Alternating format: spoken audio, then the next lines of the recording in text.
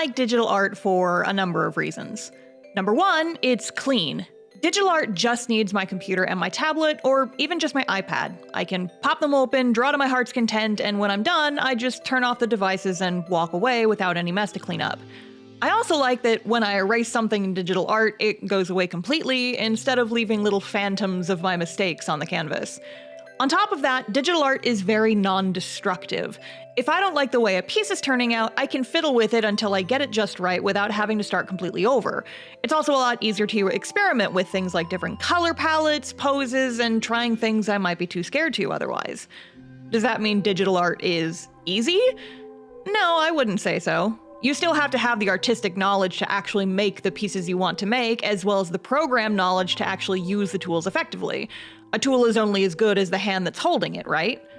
But despite that, I still have times when people online get elitist about digital art not being real art. I'll post a digital art piece or make a video showing off a cool brush I made, and people will comment, "Digital artists aren't real artists. Draw that on a piece of paper with a pencil and you'll see how hard art actually is." And every time I get those comments, I just have to wonder, how do these people think I learned how to draw in the first place? Yeah, that's right, on paper, just like everybody else. You think these art skills magically go away when I'm using paper instead of a tablet? That's not how this works! My very first drawings were done on notebook paper and in the margins of my school worksheets until I eventually started using sketchbooks around 4th or 5th grade. I would draw during class, after school, at family functions, just about anywhere and everywhere. I would fill a full sketchbook every few months, and even after I started doing digital art, I kept using sketchbooks, all the way until I graduated college, after which point I just kinda stopped.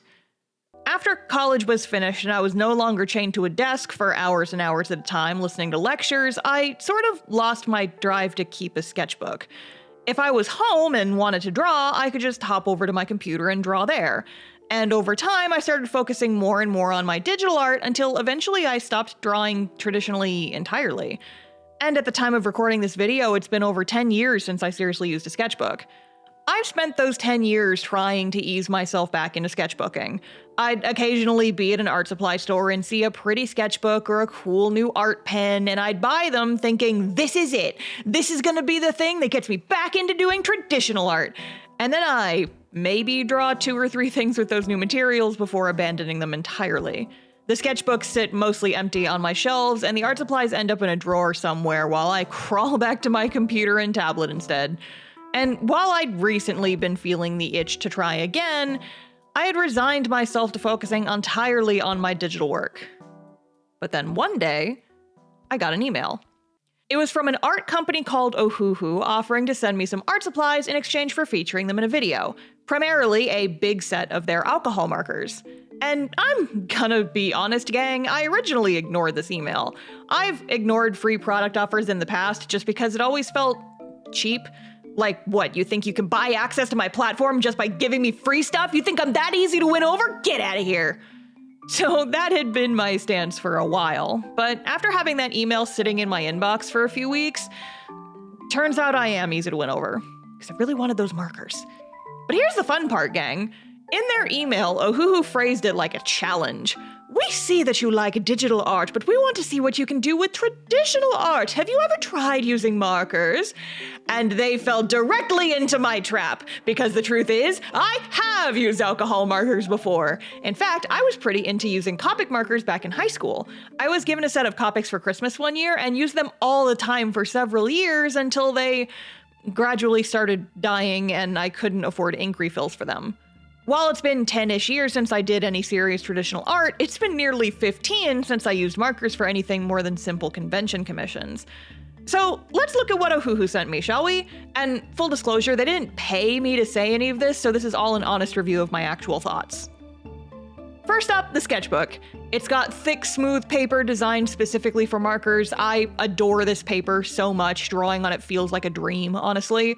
The markers do bleed through to the other side of the paper, but the sketchbook came with this cool little plastic sheet that you can put behind the page you're coloring to avoid the ink transferring onto the next page.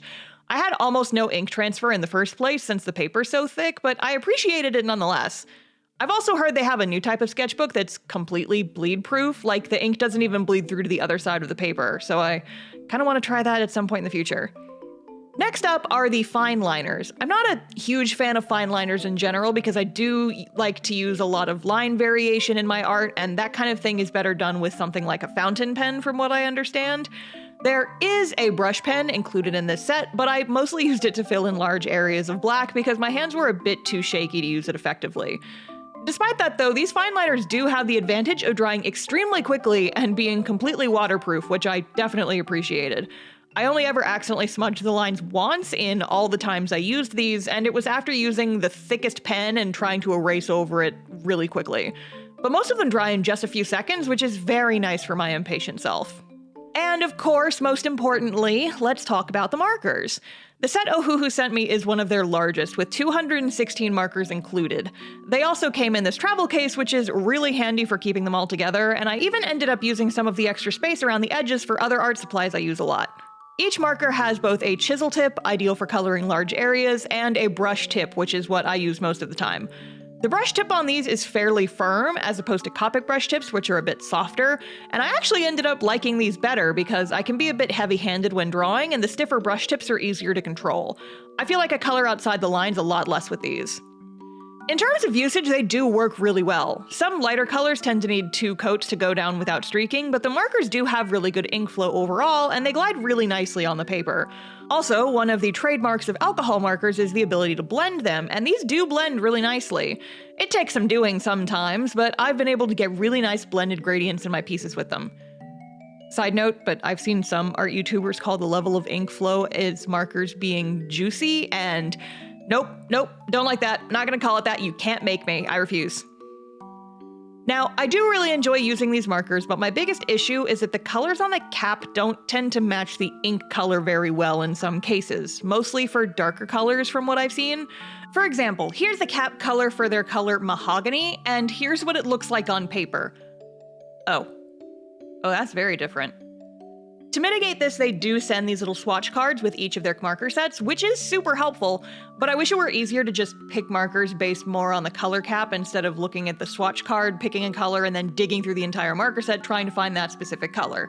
It'd save a bit of time, you know?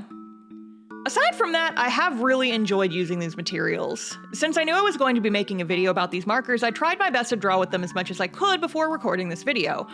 I managed to get a decent way into the sketchbook in just a few weeks, and I do think I've made really good progress, but I'll save the full sketchbook tour for the end of the video. In short, I've been having fun filling the sketchbook over the past couple weeks, and in the process, I've actually had a few epiphanies about art and my job as a full-time artist, and I don't know, I've been having a lot of feelings and thoughts about art recently, and I want to talk about it, because that's what we do on this channel. I draw and talk, so let's get vulnerable. If you're new to the channel, hi, I'm Star, and I've been a full-time freelance artist for about 5 years now. I do a lot of different stuff. In addition to doing videos and live streams on this channel, I also have a webcomic called Cast Off that I update every week, and I make and sell both fan art and original merch online and at conventions around the US. I love doing art as my job. I get to chill at home and draw in my pajamas all day, and while it's definitely not all sunshine and rainbows, I did just have to pay my quarterly taxes the other day, and that sucked. I do genuinely enjoy it, crunchy parts and all. But the thing I've been feeling more and more acutely as time goes on is that over time, making art has started to feel more and more like work. And like, it is work. This is my job. I literally get paid for this.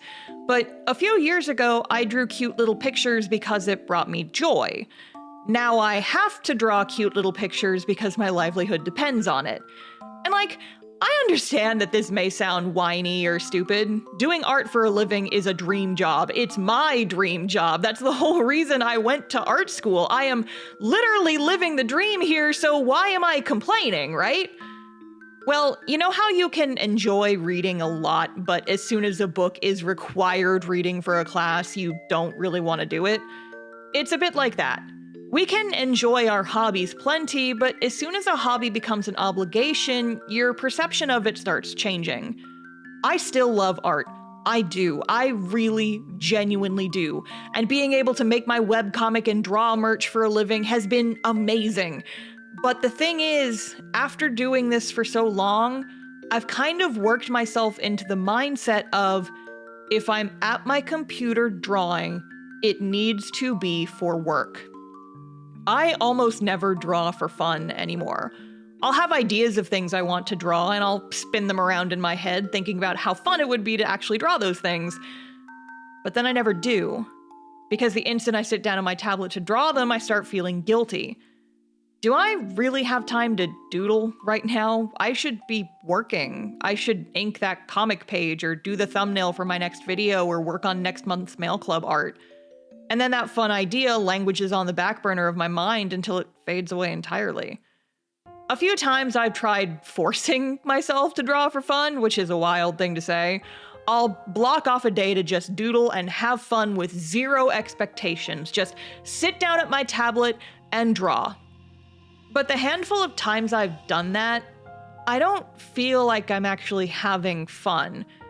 I like the act of drawing in theory, but I feel like I'm holding myself at gunpoint, forcing myself to have fun, which isn't really how that works, and I don't really like the pieces I make when I do that to myself either. They feel kind of soulless to me. But as horrible as that feels, that was the only way I could get myself to draw for fun. That was the only time I would draw that wasn't for work, but was that fun? Was forcing myself to draw for fun actually fun? Did I enjoy it, or was I just making myself do it because I felt like I should?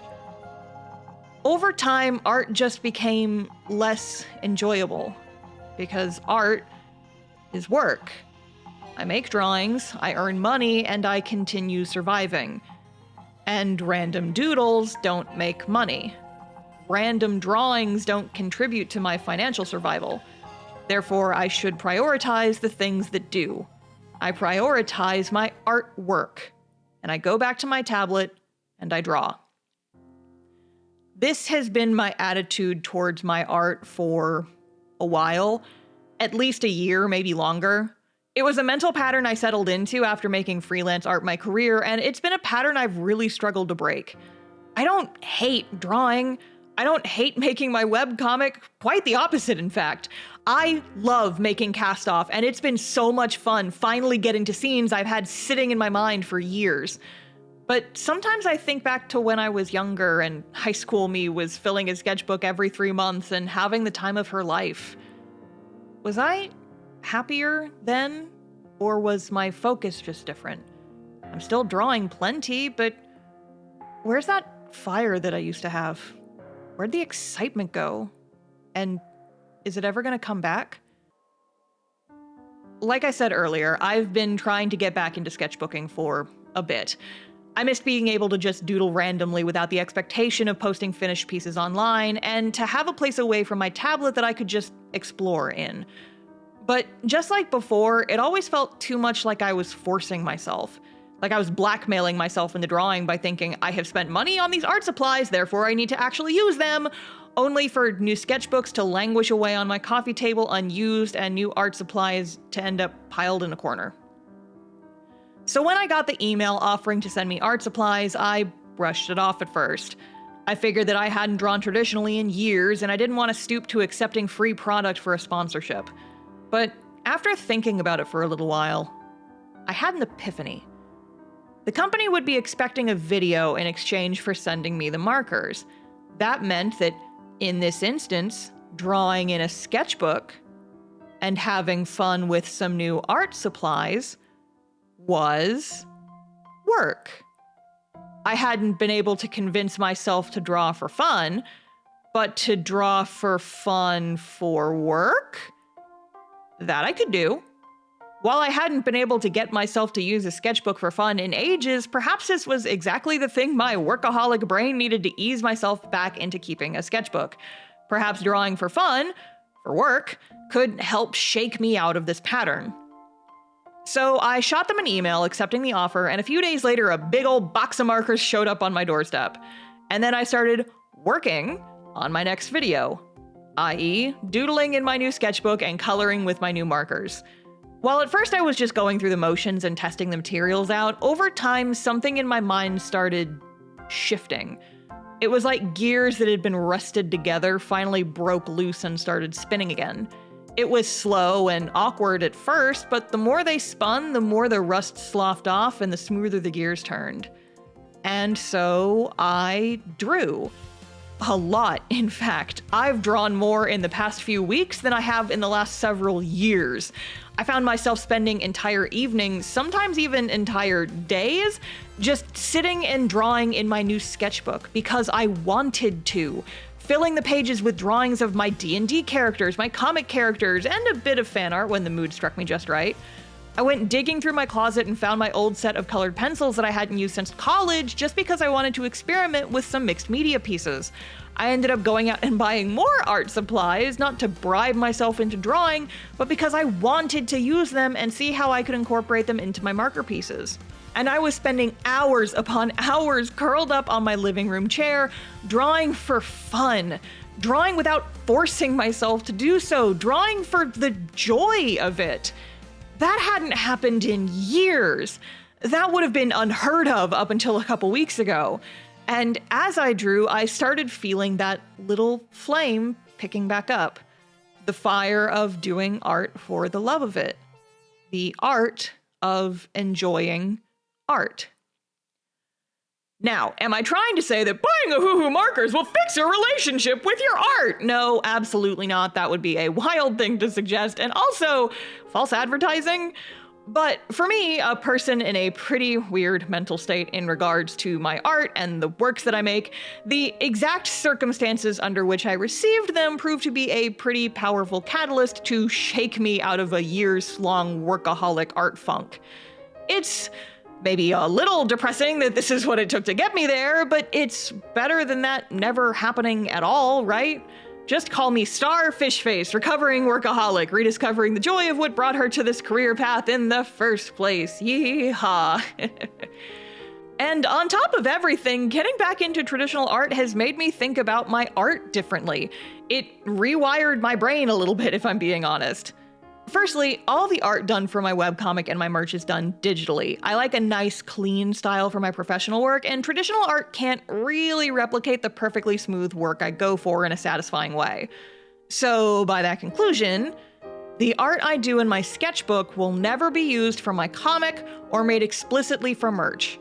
While I may occasionally go through rough concept sketches in my sketchbooks, I don't have to worry about them being super clean or good enough to be sold because that's not what the sketchbook is for. And knowing 100% for certain that nothing I ever draw in my sketchbook will ever be intended for sale, that's extremely freeing in a way I hadn't even considered before starting this endeavor. Another thing with digital art is that you have so many tools to help you fix mistakes. Draw a line badly? Just hit undo and try again. Drew that arm at the wrong angle? Just erase and redraw it. Don't like the color you used? Just change it. And because I've had access to all these tools for so long and have gotten so used to always having them available, there's been this almost invisible pressure to make sure every digital art piece is a certain level of perfect. Like, you have all the tools to fix your mistakes, so you should fix them.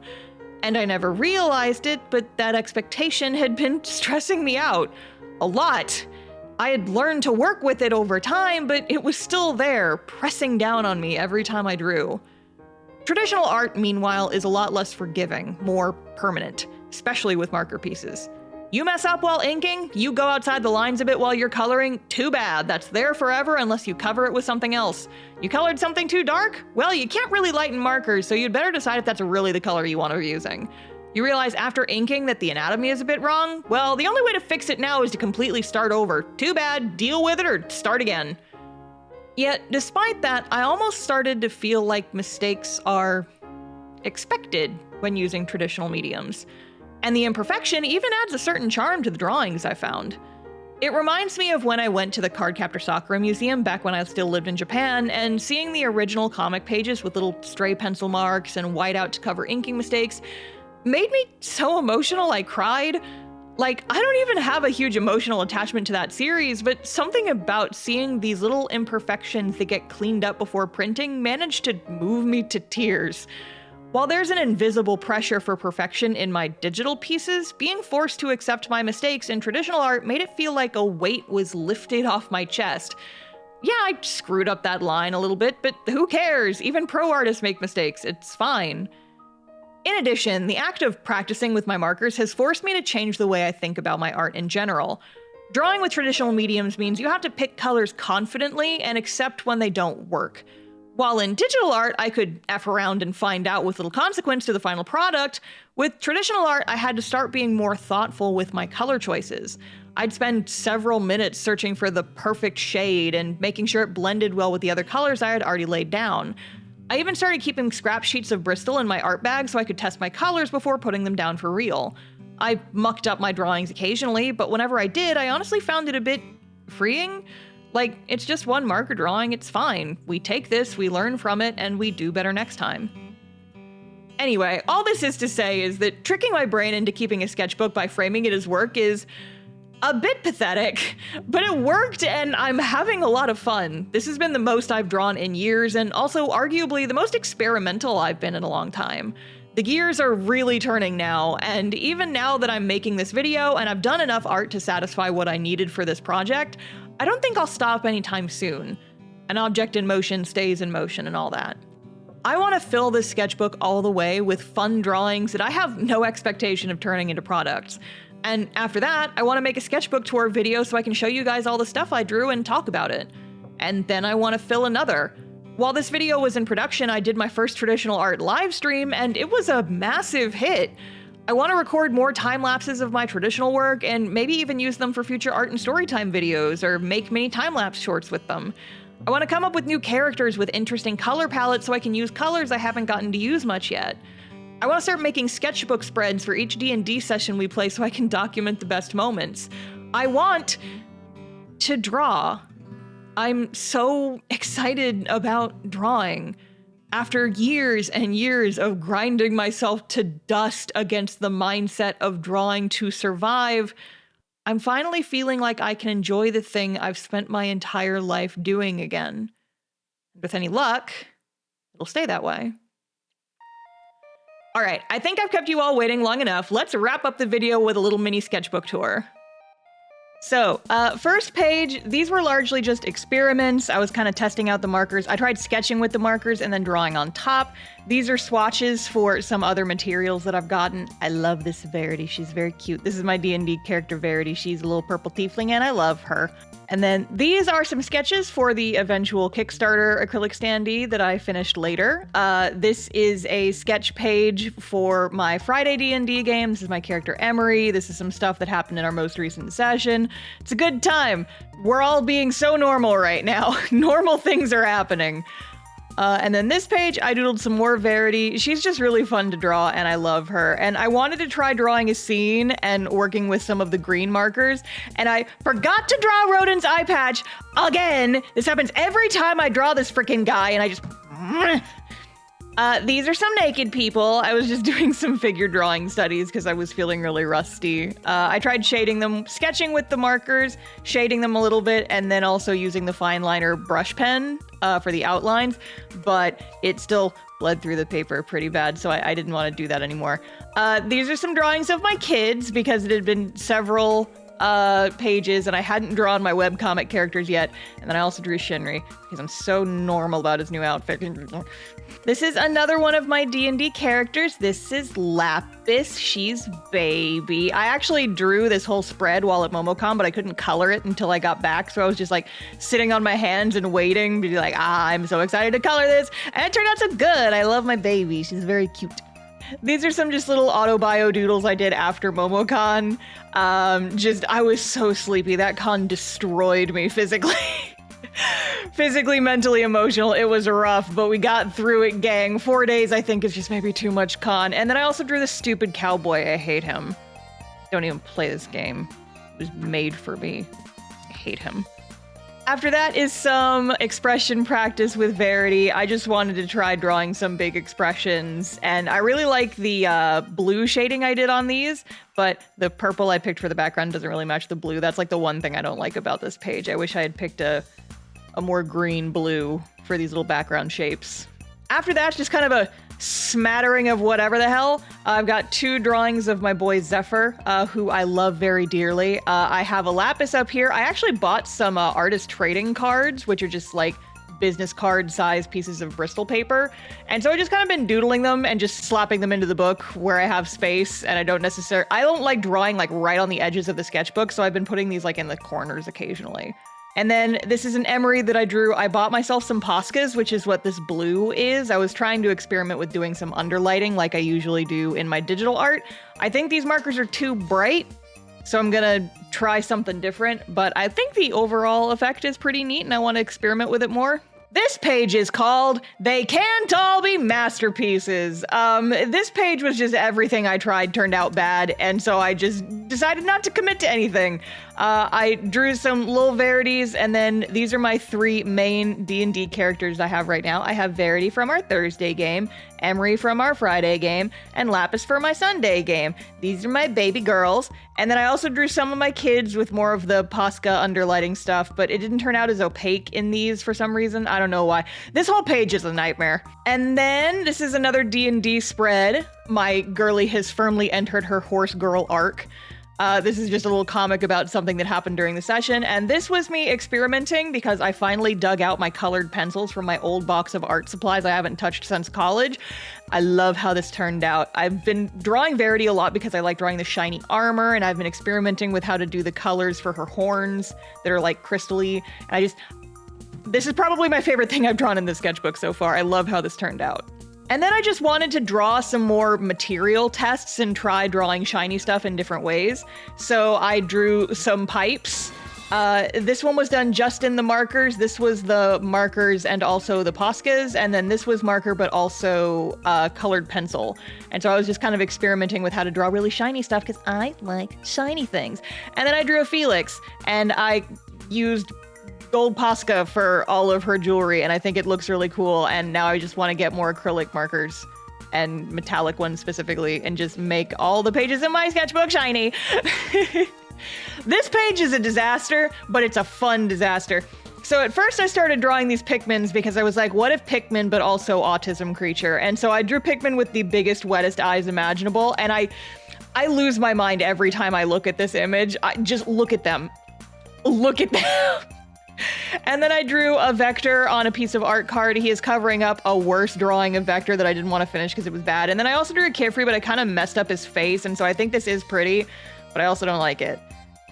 But I was just trying, I'm playing around with this like blue, this light blue shading effect, and I do think it looks really cool, but I need more practice with it. Some of this might be familiar. These 2 drawings I did on stream. I did a traditional art stream a couple of weeks ago where this one was a request, and then I didn't have a whole lot of time left, so I just drew an Ariana. Still, once again, practicing with this blue shading. I'm gonna get the hang of it eventually. And to that end, I didn't know what to do with the rest of the bottom of this page, so I traced a bunch of circles and tried shading some balls in various colors with various different types of shading. And then at some point over the last few weeks, I bought some highlighters, just like cheap Target highlighters, so that I could doodle and do like simple little drawings on the back of my marker sheets and it wouldn't bleed through. So here's some Verities with different hairstyles because I was just goofing off, having fun. This is also a drawing I am very proud of. This is my 2 fight girls. This is Ariana from my webcomic with a different hairstyle, wearing the loose shirt, tight pants combo. Oh, it's so good. I love this combo. And then Emery, who is my character from our Friday D&D campaign. They're my fighty girls. I love them. Then I also drew some short hair Emery because I like all my D&D characters have long hair, and I wanted to see what she would look like with short hair. And the answer is cute. Also, the balls bled through, but it's fine. And this is the last page I've drawn for right now. I wanted to try drawing some Pokemons because I've seen people use colored pencil to do outlines for like Pokemon drawings on like TikTok and YouTube shorts, and I wanted to try it. I think the Chikorita came out cute. These 2 look like they've seen some things, some unfortunate things. And then I tried doing the inks with the colored pencils before coloring, and then it smudged. And so I'm like, okay, well, I can't do that anymore. And then I was just taking some notes for stuff I got to do in the comic. And then I have some more highlighter doodles on this last page. The trick to making figure drawing fun is to just make it your D&D characters instead. So this is just some verities and dresses because I wanted to draw some fabric.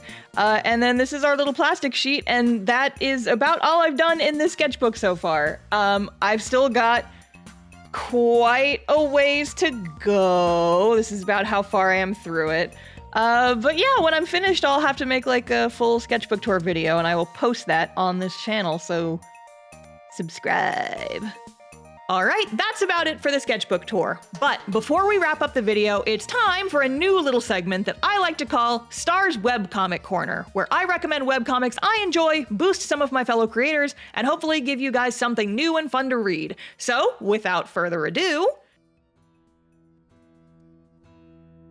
life can go wrong quickly. Surprisingly so. One day, everything is sunshine and daisies. The next, your world falls apart. One minute, you're sipping a cold drink at your beloved's tavern. The next, she's been shot dead, her life torn from her in a random act of violence. The gods can be cruel. The gods can be heartless. But, if you're lucky, the gods can also give a life back. For a price. Goth Western is the story of Jack, a woman who takes matters into her own hands after the death of her partner Evelyn. She's able to resurrect her, but in exchange, she's now on a quest to do a death god's bidding. It's dangerous work, but love's on her side in more ways than one. This comic is done by my friend Lively, and it's absolutely gorgeous. Stunningly rendered in black and white ink washes with a splash of color for added intrigue, this comic is an absolute treat to read. And the best part is, the story is complete. The comic wrapped up a few years ago, but it's still one I enthusiastically recommend to folks looking for new comics to read. And it actually just had its physical release not too long ago. I happen to have a copy on my personal shelf. The books are absolutely lovely and a definite must-have for book collectors. Plus, the physical edition comes with a little bonus story about how the main pair met, and it's so cute, I cannot handle it. You're gonna want to get your hands on this one, gang. Additionally, if you enjoy the style of the comic, Lively also takes art commissions. I'll throw a few recent examples up on screen. If you'd like to give the comic a shot, you can read the entire story for free on the website gothwestern.com, as well as pick up a physical copy online, and maybe even snag a commission slot to get your characters drawn by the artist. All those links are down in the description, so go check it out, and I hope you all enjoy. All right, it's about time to wrap up here. Thank you guys so much for watching, and I hope you all enjoyed the video. If folks are interested, I'll probably do more traditional art videos like this in the future, so let me know in the comments if there's anything in particular you'd like to see. And if you haven't already, please make sure you're subscribed and hit the bell so you don't miss any of my future stuff. Lastly, as always, I'd like to thank my patrons for their continual support of me and this channel, and I'd like to especially thank my shout-out tier patrons, Cyrus, Holly, Jared, and Fire Drake McPhee. Thank you all for enabling me to buy more art supplies to feed my revived sketchbook addiction. If you'd like to join them, the link to my Patreon is in the description box below. All right, that'll be it for this one. Take care, friends, and I will see you all next time. Bye!